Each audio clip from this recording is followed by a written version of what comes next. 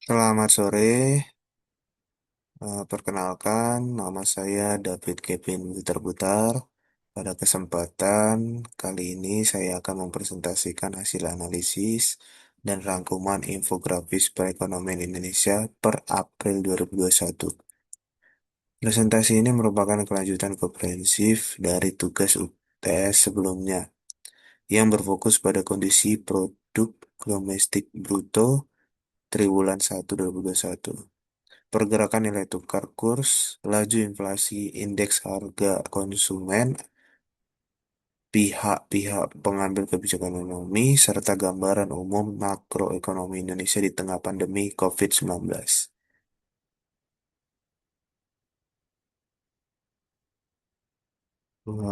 Topik pertama itu pihak pengambil kebijakan ekonomi. Pertama-tama kita akan menjawab pertanyaan pertama dari soal ujian. Siapakah pihak-pihak yang terlibat di dalam penentuan kebijakan ekonomi di Indonesia? Perumusan dan penentuan kebijakan ekonomi makro di Indonesia dikelola oleh institusi-institusi utama yang tergantung dalam arsitektur kebijakan fiskal, moneter, dan stabilitas sistem keuangan, yaitu yang pertama itu adalah instansi Kementerian Keuangan. Jenis kebijakannya adalah kebijakan fiskal. Peran utama dan instrumennya itu mengelola anggaran, pendapatan, dan belanja negara atau APBN, kebijakan perpajakan, belanja negara, dan pembiayaan. Pada saat pandemi, Kementerian Keuangan berperan sebagai instrumen countercyclical melalui program pemulihan ekonomi nasional. Institusi yang kedua itu adalah Bank Indonesia atau BI. Jenis kebijakannya adalah kebijakan moneter dan sistem pembayaran. Peran utama dan instrumennya itu sebagai bank sentral yang independen. Bank Indonesia bertugas menjaga kestabilan nilai rupiah terhadap barang atau inflasi dan mata uang asing, menetapkan suku bunga acuan BI, 7-day reverse repo rate, mengelola likuiditas, serta menjaga kelancaran sistem pembayaran. Instansi yang ketiga itu adalah Komite Stabilitas Sistem Keuangan. Jenis kebijakannya itu adalah koordinasi stabilitas sistem keuangan.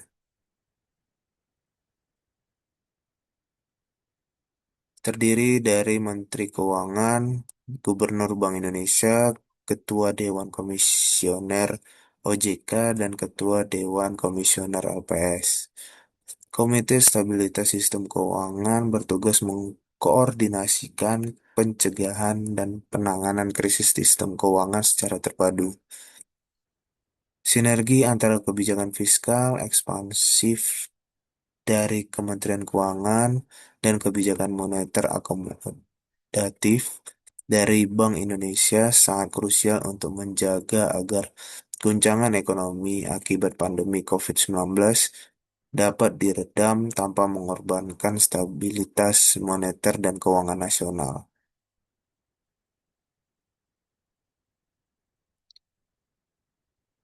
Yang topik kedua adalah indikator makroekonomi utama 2021.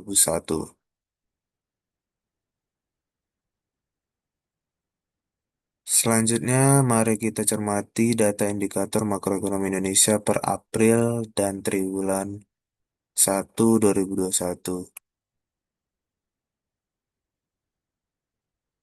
Yang pertama itu kondisi PDB triwulan 1 2021.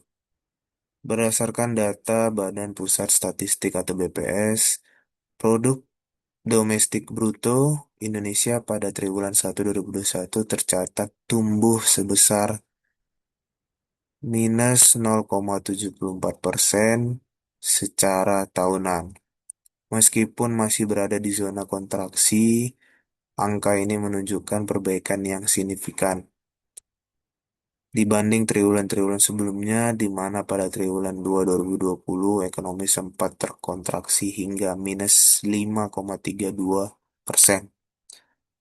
Triwulan 3 2020 sebesar minus 3,49% dan triwulan 4 2020 sebesar minus 2,19%.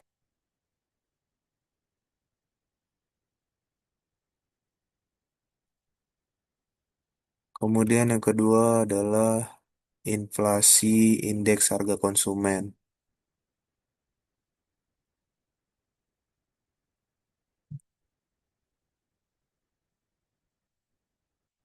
Pada bulan April 2021, inflasi indeks harga konsumen tercatat sebesar 0,13% secara bulanan atau 1,42% secara tahunan. Angka inflasi ini berada dalam kondisi rendah dan terkendali, di bawah kisaran sasaran target Bank Indonesia yaitu 3%.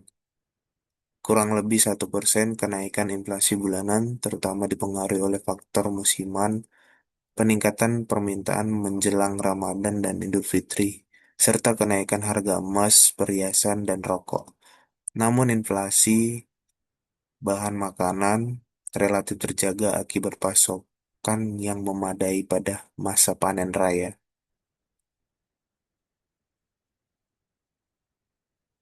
Yang ketiga itu pergerakan nilai tukar kurs rupiah April 2021. Nilai tukar rupiah pada bulan April 2021 bergerak relatif stabil pada kisaran 14.500 rupiah hingga 14.600 rupiah per dolar Amerika Serikat. Stabilitas ini terjaga di tengah ketidakpastian pasar keuangan global dan kenaikan yield obligasi pemerintah Amerika Serikat. Berkat langkah intervensi Bank Indonesia di pasar spot, domestic non-deliverable forward, serta pembelian surat berharga negara atau SBN di pasar sekunder. Topik ketiga itu adalah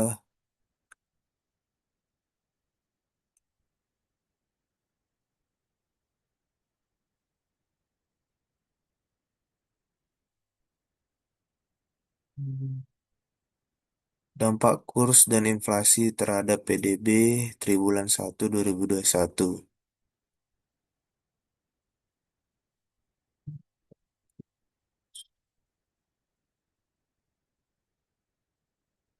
Menjawab pertanyaan kedua, bagaimana dampak penguatan atau pelemahan nilai kurs dan inflasi IHK dapat mempengaruhi PDB triwulan 1 2021? Untuk menganalisis hal ini, kita menggunakan pendekatan pengeluaran pembentuk PDB. Berikut adalah mekanisme transmisinya. Yang, per- yang pertama, dampak inflasi rendah terhadap konsumsi rumah tangga. Inflasi IHK yang terjaga rendah 1,42% membantu mempertahankan daya beli masyarakat berpenghasilan menengah ke bawah di tengah penurunan pendapatan akibat pandemi. Namun rendahnya inflasi ini juga mencerminkan bahwa tingkat permintaan domestik belum pulih sepenuhnya akibat pembatasan aktivitas masyarakat. Yang kedua itu dampak nilai kurs terhadap investasi dan industri manufaktur. Stabilitas nilai tukar rupiah pada level 14.500 rupiah per U- per dolar Amerika mencegah terjadinya lonjakan biaya bahan baku impor bagi industri pengolahan.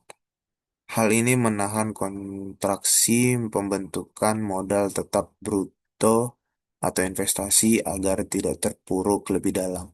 Yang ketiga, dampak nilai kurs terhadap ekspor neto. Pelemahan rupiah yang terukur dan stabil dikombinasikan dengan pemulihan ekonomi negara mitra dagang utama seperti Tiongkok dan Amerika Serikat. serta kenaikan harga komoditas global atau CPO dan batubara, meningkatkan daya saing barang ekspor Indonesia.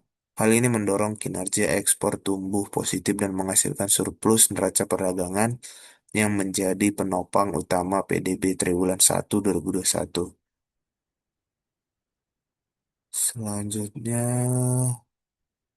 kondisi perekonomian makro Indonesia 2021 di tengah pandemi.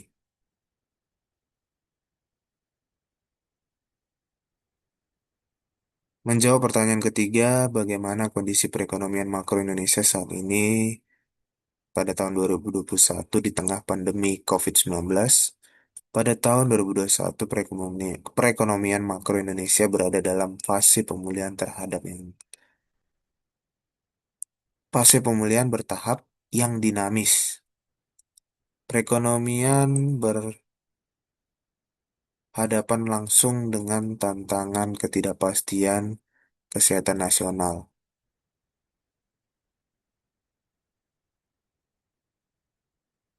Akibat gelombang mutasi virus COVID-19.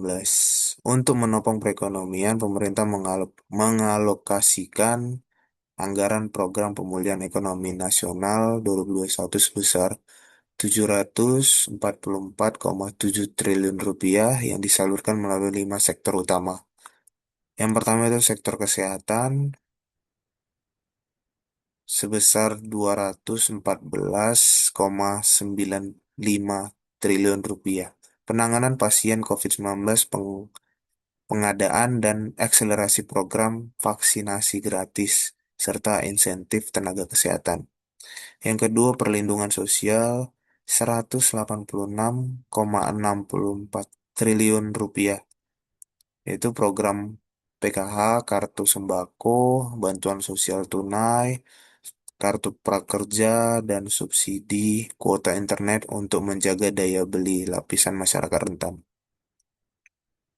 Yang ketiga, dukungan UMKM dan koperasi sebesar 162,40 triliun rupiah. Subsidi bunga KUR, bantuan pelaku usaha mikro, dan penjaminan kredit usaha. Yang keempat itu insentif usaha atau pajak sebesar 62,83 triliun rupiah. Itu PPh 21 ditanggung pemerintah, PPN sektor perumahan, dan PPNBM sektor otomotif untuk menggairahkan industri manufaktur. Yang kelima itu program prioritas 117,94 triliun rupiah, yaitu padat karya tunai dan ketahanan pangan untuk penciptaan lapangan kerja sementara. Dukungan program ini dipadukan dengan kebijakan suku bunga acuan Bank Indonesia yang ditahan pada level terendah sepanjang sejarah, yaitu 3,5%. Berhasil menciptakan fondasi pemulihan yang solid hingga ekonomi Indonesia mampu tumbuh melesat sebesar plus 7,07% pada triwulan 2 2021.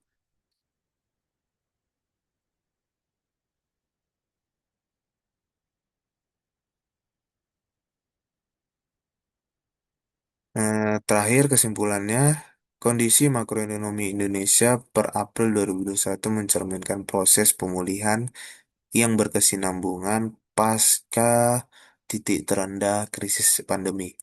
Koordinasi yang harmonis antara Kementerian Keuangan, Bank Indonesia, OJK, dan LPS terbukti lebih efektif dalam menjaga stabilitas harga, nilai tukar, dan ketahanan sektor keuangan.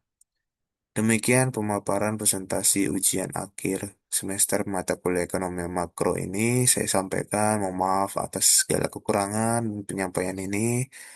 Terima kasih atas perhatiannya.